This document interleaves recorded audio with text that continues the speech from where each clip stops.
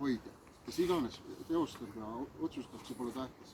Et nüüd on missugused väärtused Viimsi vald ootab sinna ja mida on omanik mõelnud sinna teha, et see oleks siis nagu vahva ja ilus ja kellelegi midagi pakkuda. Sest vastasel juhul on nagu me jookseme liiva, et jah, me teeme maja küll, aga Viimsi vald ise ei tea, mis ta tahab ja omanikul ei ole võimalus nagu neid asju ellu viia, sest Viimsi vald ei toeta seda üritust näiteks. Põhimõtteliselt. Tegelikult on niimoodi, et sihtotstarve ärimaa jätab suhteliselt sellised laiad raamid ja selge on see, et siia ei tule ju mitte mingit tootmist ega laopilda, siia tuleb ikkagi ärihoone, kui tuleb ja praegu esialgne visioon on jooksnud taoliselt, et esimesel korrusel võiks olla teeninduskaubandus, näiteks üks kena kohvik, näiteks üks väike poekene, teisel korrusel võiks olla jõusaal ja kolmas, neljas korrus võiks olla kontor. Esimene teine korrus käivad küll huvitav. Ma ei tee nalja, see on lihtsalt tõesti küsida, mis väärtused on, see, kas Viimsi vallal on ka mingisugused huvid siin või mingisugused soovitada selle maja ütleme, selle maja heakskiidul nagu tahaks näha mingid seisukohad. Kas te mõtlete nüüd kasutusotstarvet? Ei, lihtsalt see, et küsimus ei ole kasutus, vaid küsimus on selle nii-öelda multifunktsionaalsuse loomine, siis on ka Viimsi vallal see on nägemus, et mis funktsioone siis me loome. Ikka, teenindus.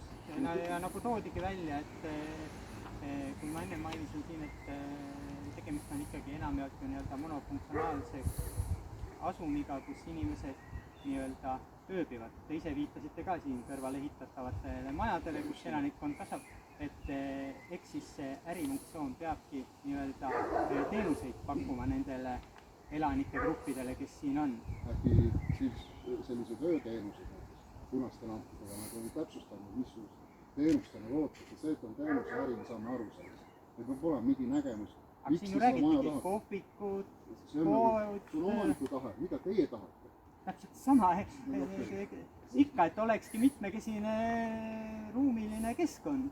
Tegelikult vald tahab ju võimalikult palju töökohti sinna, sellepärast, et siis endal enne väheneb. Ma vastan teie eest, sest te suutnud seda välja mõelda, kui härra küsib. Ja siis ilmselt, kui me võimalikult palju töökohti sinna paneme, siis me saame sinna tekitada umbes 150 töökohta, kui 15 ruutmeetrit näiteks on inimese kohta. Ja siis umbes autosid tuleks 150. Ja te küll ütlete, et see autode teekasutus hakkab siiamaani olema, aga kuna see nuukujuga tänav, nagu teate kõik, siis hakkab siukene, et need, kes sõidavad välja, need tihti ei keera sinnapoole, vaid see nagu liikluskoorm, mis sellel tänaval praegusel hetkel on ja mis võib tekkida, võib olla isegi 10 korda.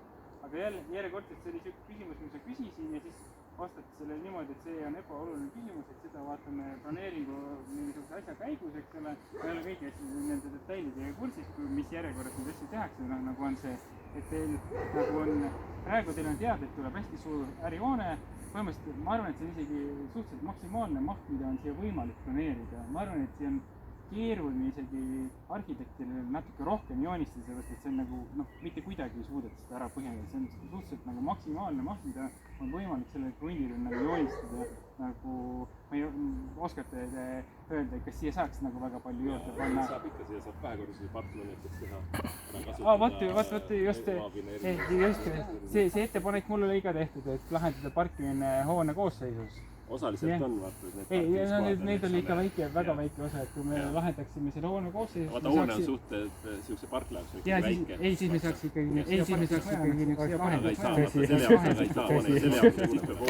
rääkides hoone koruselususest, mul on konkreetne küsimus nüüd heakorra keskkonna esimehena vallakomisjonis laua taga istuvale Elvis Tõnissonile eelnõu, mida volikogu lõpuks komisjonis, nad oli keskkonnakomisjonis, siis tegelikult keskkonnakomisjoni tungiv soovitus oli vähendada korruselisust 4 ja põhimõtteliselt komisjoni otsused on küll soovituslikud, aga keskkonnakomisjon oli selles küsimuses minu mäletamist mööda abivallavanem Margus Kuusmägi isegi möönis, et miks seda ei tehtud. Miks tuli volikokku 4 korrust? Kust tuli 4. korrus? Vastan teie detailplaneeringu algataja ei loo veel kellelegi õigust, sellisel kujul ta ka kehtestada. Ja kui olen viisi staadiumis järgneb planeeringus on võimalik kõiki neid ettepanekuid arvestada tänasel päeval, siis keegi öelda, et sellisel kujul see planeering ka selleks ongi see avatud menetlus. No mina ütleksin niimoodi, et see on tore, et me räägime, lihtsalt ootan Viimsi vallast kandilisi vastuseid, asjadele oleks nurgast kinni, mitte sellepärast, et saada aru, et asjad mitte teha copy-paste teisest vastust tõsta meil, tegelikult ära, et tema ei saanud vastuseid kirjutada, tegelikult vastust, kui sellist ei olnud, siis võib-olla jälle, ma ei räägi sellest, et praegu selles vastuseid ei ole, siis need ei ole vastused, miks niimoodi ei ole vaja uurida keskkonda, väga konkreetne vastus, aga kas see lahendab olukorda. Selles mõttes, et oleks nagu sisu, et oleks me rääkisime. Liigne küsimus on ju seal on kirjutatud, et ei ole vaja.